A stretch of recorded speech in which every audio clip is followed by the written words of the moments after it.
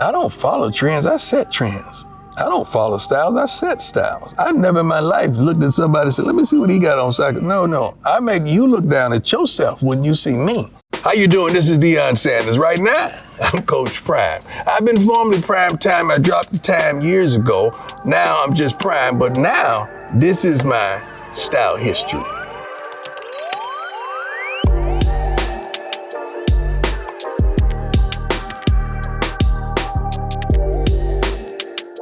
Being inducted into the GQ Style Hall of Fame is flat out epic because it's always been a dream and desire. It's like the Hall of Fame in the NFL and College Football Hall of Fame. It's nothing that you call and ask and request. You gotta be chosen. The first look, June of '89, that was in Columbus, Ohio. I was playing for the AAA baseball team in the New York Yankees farm system. Wasn't really a happy time in my life because I've always been dominant. I'm young and I'm just understanding baseball and I was roughing it. Roughing it meaning I know I'm getting ready to be a top 5 NFL pick and I'm in AAA in baseball and someone wanted to do a photo shoot. It was hot out there. I chose to be in leather and put some of the weight on, but that picture right there is prime time. Like, it's the nerve that I had, the audacity that I had to put on some leather in 100-degree temperature, whatever it was. And it was like the wall of the rocks and I were friends, man.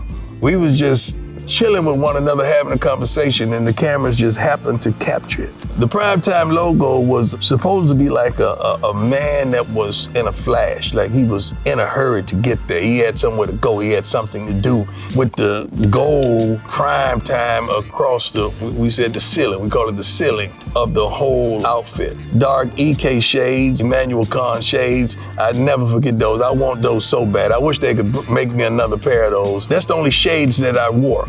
I didn't wear anything but EKs at that point in time in my life. Draft day, I'm on the couch, and we knew that ship was about to come in. The 5th pick to go to the Atlanta Falcons. I had previously told the several teams that were picking prior, do not take me. If you take me, I'm gonna play baseball. I loved Atlanta. Atlanta was a chocolate city. They were an understanding city. They were a city on the rise. They were a city that I could ride with, that I knew was gonna ride with me. I chose them and they chose me, and it was one of the greatest days of my life. And I'm holding my hands up like we just won, we scored. I was already a pro in baseball, not football. I had got broken off after my junior year, probably $250,000 to go play baseball for 6 weeks in the summer at that point in time as well. So I was a pro getting ready to be a pro. That's why I was stunned as so. That's like victory, man. That's like joy. We got this thing. We did that. And you can see the jury still the same, giving the message to the youngsters. Emmanuel Khan shades with the snake skin. I had on a Sergio Tacchini sweatsuit, which we covered up the logo and put the prime on there, because all I wore sweats back then was Sergio Tacchini. That day on, my mother never worked another day of her life. That's how prominent that day was. When I look at that picture, I'm thinking about how before my time I was. There was no dudes doing privates or getting out of helicopters, man. It was Louis bag with my necessities. I was Nike up and down because I know I was gonna be photographed. Nike is the one who really booked the flight and made it possible with the private jet. First of all, I never had a stylist in my life. I've always done everything I did, the good and the bad. It was on me. We ain't gonna blame nobody for the bad if you can't give them credit for the good. That was all me my whole career. I knew I was going from the cold of Pittsburgh to Miami, so that understood the jacket up top and the shorts down low because I wanted to be comfortable on the plane. Different shades, they wasn't EKs. My son just lost those darn shades 2 years ago and I'm still mad at him about that. And it was just an iconic night. But I was in turmoil right then, I really was, because they was talking so much junk about me going to do what was right. I'm going to help my football teammates out because I'm really on a football contract left. My baseball teammates who they were happy and elated that I was going to do such, and the media eat me alive like I'm selfish. And I'm over there on baseball, on a loan, just helping my guys out. No contract, no nothing. The football contract was the one. But they were so elated when they saw me the next day get on the bus to go play against Dan Marino and the Miami Dolphins. So that's a moment, man. Got to the Dallas Cowboys, and you gotta understand, I had really never been to an NFL training camp. A lot of people forgot that. I had this other job called Major League Baseball, and they told me, everything is spread out, you gotta have a golf cart. Okay, cool. Well, if I'm gonna do a golf cart, I'm gonna do a golf cart. That cart had air conditioning, it had an ice chest for my Yoo-Hoos. I used to love Yoo-Hoos. The back let down so a couple of other teammates could ride. It had a stereo system, a mist system, the top let down to a convertible. That cart was before its time as well. And that was a moment, pulling up to the camp, getting out with all those screaming, Cowboys fanatics are unbelievable. And that was a moment. The first picture is practice, just chilling in practice, just a normal practice look. The second one, I think it was spring training with the Cincinnati Reds. And, I had to go with my bandana around and I'm working up a sweat. A little jewelry on just to let them know I'm still me. The third shot in February, this Pro Bowl. What's iconic about that picture is I'm 24. Everybody knows I'm 21. 2 in your program and 1 in your heart. But it was other cornerbacks. I believe Eric Allen had more seniority over me as an NFL player, so he won 21. And I remember saying to myself proudly, because I got love for Eric Allen, never again. Never again. What's mine is mine. And I don't think I ever wore other number other than 21 at the Pro Bowl ever again, unless I wanted to. Well, the thing about bandanas, I wore it for real. I wore bandanas as a shorty. So it's not like I changed. That was me for real when nobody was looking. That's who I was. I've been doing that since I was a shorty. Wristband around the neck, gold chain on. You can see, baseball is a traditional sport, so I couldn't be draped. So I had to have something on conservative, but you had to know it was me. Look good, play good. Play good, they pay good. They pay good, you live good. And it was iconic. I think they tried to find me for this picture because I was wearing my gear on the sideline that was like a ski jacket. Might have been a home game. I was injured, so I didn't play. And first of all, I hated not to play. That upset me as well, but I think they tried to find me for not wearing an NFL licensed jacket on the sideline. But we didn't have nothing that big and thick that kept me warm. Baseball was so traditional. They would place fear in your heart for the weak-minded that you couldn't do this and you couldn't do that. And it was traditional. And I was so glad once I established myself, I started saying, okay, well, why can't we do this? You got 4 different stages of prime. Okay, October 92, that was floating out of the locker room, getting ready to go to Miami or go somewhere. Reversible mink jacket, there's leather on the other side, reverse, hair whipped like we had a stylist in your darn locker room. That's how whipped the hair was. The shades was on point, Louis bag on the shoulder, skin looking like God just molded it right there. That was a iconic moment. The second one, I believe I was playing for the San Francisco Giants. And I'm smiling, looking at one of my teammates. I was rocking the braids then. I remember we went and found a sister in Oakland that knew how to do braids, man, and she whipped me up real quick. I don't think it was fresh, but she whipped me up real quick. The third one, when the old young prime, didn't know no better. Look, he wasn't even stunned then. He was mad. We was getting that butts kicked. That was during the season, because I'm sitting on the bench mad. I'm probably looking at one of my teammates and like, really, man? Dog, really? You just went out there and did, really? This is what you gonna do I'm looking at them like that. Curl looked wet, but it was dry. The curl looked wet, but it was dry. Just keep that in mind. But that was a young prime right there. The last one, the Cincinnati Reds, when I said, you know what, let me just give me a different look. That's the low cut, the waves, the whole schoolboy cut, looking young and innocent. It's time for humor, and we joking and clowning, probably with my boy Lenny Harris, but having a good time. But all 4 of those pictures, the commonality, it was all fun. Even though it was a little turbulence in the one, but it was all fun. I don't know where I am. I'm wearing all my stuff. Like, those are my shoes, I think had just come out. Custom hat, flipped backwards. I think I was wearing the loops at that time, and 2 chains. I think I was at a game or something, just letting them know that I was all state in basketball too, just in case they forgot. Just in case they ain't have an hour to Google me, because that's how long it's gonna take. November the 94, I never really duplicate. You will rarely see me with an outfit on twice. I have hundreds of suits. But that first suit that you're showing, when we shot the video, Must Be the Money, I remember wearing something sort of like that when I'm looking in like I'm looking in the mirror like, ain't nothing I can do with it. It's already perfect. And I'm trying to figure why I didn't wear the jacket because I rarely just vest it up.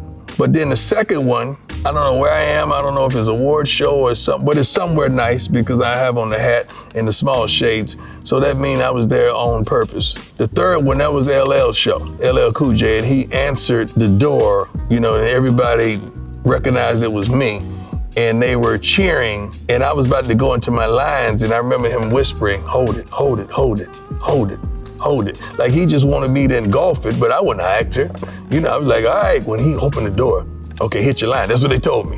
And I remember him saying, hold it, hold it, hold it. And they were still cheering. So they gave me mad love on that show, and I had a good time with LL. When I first got into the league, I think I used to wear Giorgio Armani or Hugo Boss.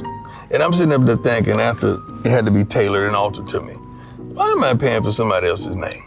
I might as well get my own. So I acquired a tailor, David Corbett, out of Atlanta, Georgia. David is out of St. Louis now. I've never cheated on David in my life. Every suit that I own, David has made. Never in my life, not one suit. And I'm talking about hundreds and hundreds and hundreds of suits. Like when we played baseball, we had 162 games. That means we was on the road for 81. I had 81 different outfits for those days. 81, and they were all customized. When we go on this trip, I'm taking this bag. It was just like that. David made this as well. Now, let me tell you about the Hall of Fame. Hall of Fame, they do your jackets for you. I said, man, look here, just do the swatch. I don't need you, just give me the swatch. Give me the swatch so my guy can make my jacket. I ain't got time for y'all to be playing with me on a big day like that. So we got the swatch, and David did his thing. I believe Under Armour made me some shoes with my name and all that on it. And we kind of went a different direction with cream, highlight the blue with the gold. That's before things changed with the European kind of slim fit. We still was baggy a little bit then. My bust didn't even look like me. It looked like some dude, at a drive-through, not nothing bad about the dude at the drive-through, he's straight too, but that wasn't me. Because no one really seen me during the game without a bandana. So why would you make me, get a bust that goes in the Hall of Fame without the bandana? So I wanted to give the people what they wanted. People don't really remember me not with a bandana. We're looking professional, sophisticated. Whenever you see me in gray, blue, black, or brown, that means we get money, okay? We blue, gray, black, or brown, we get money. See, the suits are narrowing down a little bit. We've never been one for peer pressure, although we often put pressure on our peers. Yeah, we got to slim it down.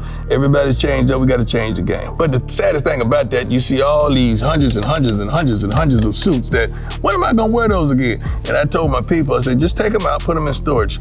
They're coming back. They're coming back. Everything goes around, it comes around, it's coming back. And it's hard for me to just dispose of hundreds of suits, hundreds of fabrics that some suits I never even made it to, never even worn. The first shot I got a necklace on, I'm still prime, because you gotta understand, in the 50s, the kids you're recruiting are like from 18 to 24, so if you just plus 20, if the parent had that child, that means she's 38 or 40, somewhere around that area. Okay, if she's 10 years, 15 years under me, they may have witnessed me play in some form of fashion. They might have been fans. They wanna see prime. The kid is just getting to know Coach Prime. He don't really remember me unless he Googles. But the parent, they want to see a little Prime because that's what they grew up on. So I have to give them a little bit of that often. And sometimes I forget because I'm in this light and I'm in this coaching carousel. Although I walk like I walk and I talk like I talk. When I have meetings with parents, they want to see Prime. So I got to remember that at times. I move different than a normal coach. I think different than a normal coach. Our swag is different. So our staff, we wear sweatpants, and I don't require them to wear collared shirts. We want to feel good. We want to feel like we had practiced coaching the game, and we want a little flair. We want to match the hat with the pants. You see the pants got a little white on the side. The hat has white on the bill. By the way, I pick out all this stuff for the coaches. We go out there and warm up in shorts, then we change into the game attire. We got more changes than Lady Gaga if you really pay attention to us. So the second one, that's when I went through my personal setbacks with my leg and my foot. So I was on a scooter, and we don't have a budget to advertise or market or even to recruit like the big boys. So we have to use social media.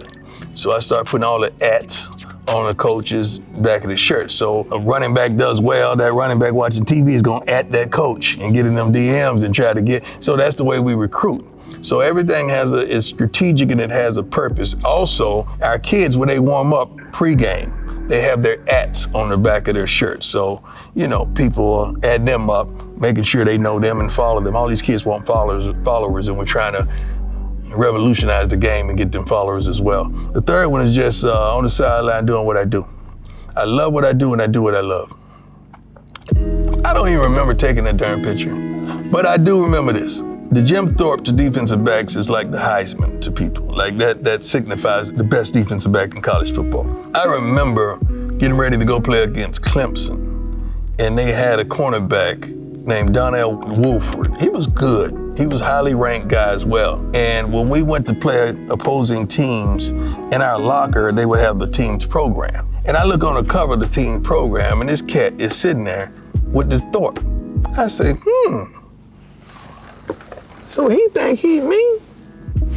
Okay. I think 76 yards later, and probably 4.1 seconds flat, the game changed. That little thing made me mad, man. That little picture just made me mad. Because I'm like, how can they have the audacity to put this in our locker? They know what they were doing. And this guy is sitting up there with a trophy. You know, you might as well give that to me. I think I finished second or third the year prior, and the cat is sitting up there with my trophy. It's like he's sitting up there with my woman. All right, I got you. I housed that thing. Housed it. I mean, it's like they shut up. You know how the church choir at the hood, when and everybody's going, he's like, and everybody's quiet? Took all that out of him. Took the darn breath out of him. I need you to know this. The curl was timely then. It wasn't like I was still rocking a curl and nobody else had a curl. I wasn't the only one on the team with a curl now. The sad thing about it, I went to college with a low cut. I grew the curl back just to be different. Because everybody else had different. I wanted to be different. So I grew the curl back in college, man. The journey we just went through was fascinating. It triggered some old emotions, some thoughts, some youthful thinking. The Bible says when I was a child, I thought as a child, I spoke as a child, I understood as a child. But when I became a man, I put away childish things. Some of that stuff was a little childish. And I'm happy and I'm thankful that you stayed with me and watched the maturation become a man. I appreciate you because you're making one of my childhood dreams come true. It may have taken us some time, but we're a full-blooded man now. And I appreciate you.